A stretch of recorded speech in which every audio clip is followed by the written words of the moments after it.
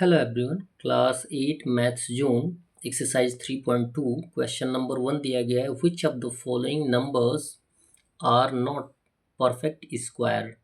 आपको ये पूछा जा रहा है कि ये जो ग्रुप ऑफ नंबर्स दिए गए हैं इनमें से कौन से नंबर ऐसे हैं जो कि परफेक्ट स्क्वायर नहीं है। तो हमें केवल परफेक्ट स्क्वायर नहीं है उन्हें ही बताना है, यद्यपि ऑलरेडी मैंने बता दिया था कि जो परफेक्ट स्क्वायर हैं यहाँ पे केवल लिखना है नॉट परफेक्ट स्क्वायर कौन कौन है।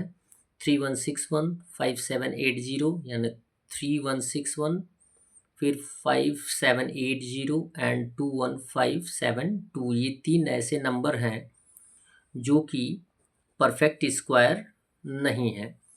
तो एट अ ग्लांस यानी एक झलक में देख लेना कि ये परफेक्ट स्क्वायर हैं या ये परफेक्ट स्क्वायर नहीं हो सकते हैं, वो प्रॉपर्टी भी जानकारी कर लीजिए कि प्रॉपर्टी में बताया जाता है कि अ नंबर हैविंग 2, 3, 7 और 8 एट इट्स यूनिट प्लेस, यदि कोई परफेक्ट स्क्वायर या कोई स्क्वायर नंबर होगा यदि उसका यूनिट डिजिट क्या होता है 2, 3, 7 और 8 होता है, 2, 3, 7 और 8 होता है, तो वो परफेक्ट स्क्वायर नहीं हो सकता है, वो कभी भी परफेक्ट स्क्वायर नहीं हो सकता है।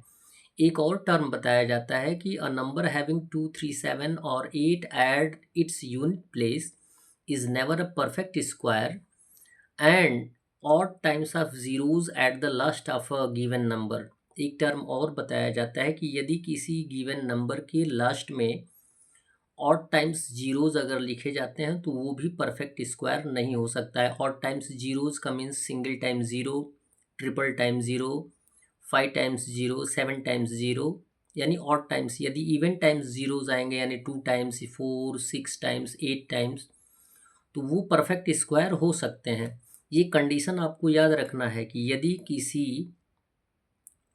नंबर का यूनिट डिजिट 2, 3, 7 और 8 होगा और किसी नंबर के लास्ट में यदि ऑड टाइम्स जीरोज आएंगे तो वो कभी भी परफेक्ट स्क्वायर नहीं हो सकता है। क्वेश्चन नंबर 2 दिया गया है, find the smallest perfect square that is exactly divisible by each of the following numbers.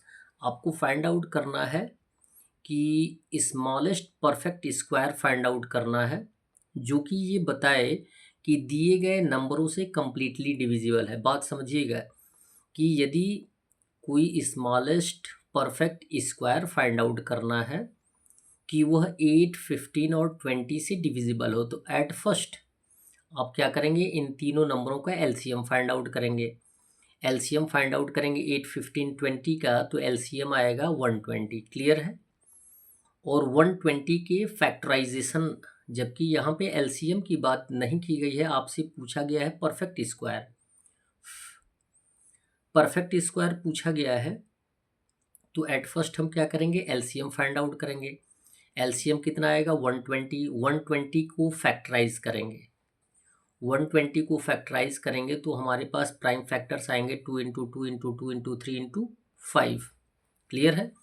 अब देखेंगे पेयर बनाएंगे तो केवल 2 का पेयर बनेगा, और केवल 2 का पेयर बनेगा तो हमें 2 का पेयर बनाने के लिए इसमें 2 से मल्टीप्लाई करना पड़ेगा, 3 का पेयर बनाने के लिए 3 से मल्टीप्लाई करना पड़ेगा, और 5 का पेयर बनाने के लिए 5 से मल्टीप्लाई करना पड़ेगा। ये ऑलरेडी आप जानते हैं कि यदि कोई परफेक्ट स्क्वायर होता है तो उसके प्राइम फैक्टर्स, जितने भी प्राइम फैक्टर्स होते हैं उनका पेयर बन जाता है, यानी जोड़ा बनता है।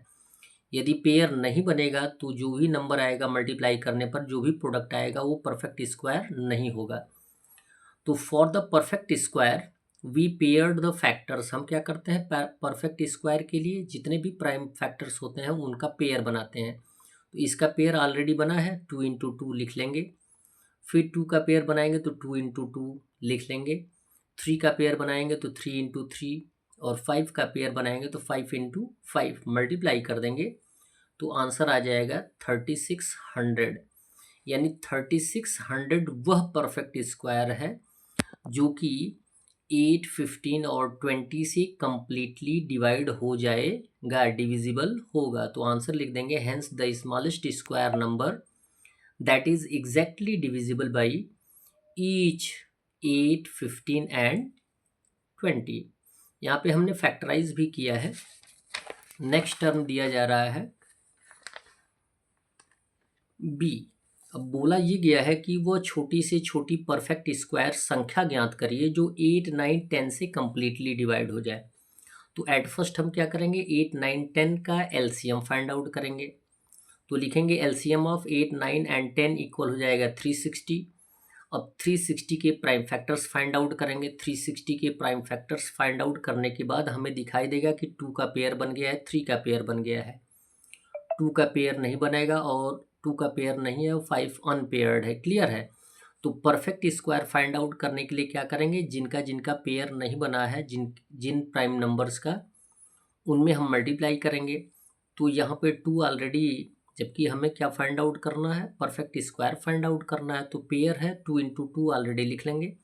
यहाँ पे 2 का पेयर बनाएंगे तो 2 से मल्टीप्लाई करना पड़ेगा, तो 2 इंटू 2 लिख लेंगे। 3 का पेयर ऑलरेडी है ये 3 इंटू 3। 5 का पेयर बनाने के लिए 5 इंटू 5 यानी 5 इंटू 5 मल्टीप्लाई कर देंगे। यहाँ पे हमने मल्टीप्लाई किया 2 2 ज़ा 4, 2 2 ज़ा 4, 3 3 ज़ा 9 एंड 5 5 ज़ा 25, 4 4 ज़ा 16 और 9 इंटू 25 225 मल्टीप्लाई कर देंगे तो आंसर आ जाएगा 3600। बात समझिएगा। फर्स्ट का भी आंसर 3600 आया है। तो इस प्रकार हम ये लिख सकते हैं कि 3600 वह छोटी से छोटी स्क्वायर परफेक्ट स्क्वायर नंबर है जो कि 8, 9 एंड 10 से कंप्लीटली डिविजिबल है। आप डिवाइड करके देख सकते हैं। यदि डिवाइड हो जाएगा तो आपका आंसर सही होगा, यदि डिविजिबल नहीं होगा तो आपका आंसर क्या होगा, गलत होगा। That's all. वीडियो को लाइक करिए और चैनल को अवश्य सब्सक्राइब करिए और अपने बड़े बड़े भाई बहनों से भी बताने का प्रयास करिए कि आपके इस चैनल पे क्लास 9th और 10th एनसीईआरटी मैथमेटिक्स का सॉल्यूशन मिलेगा। धन्यवाद।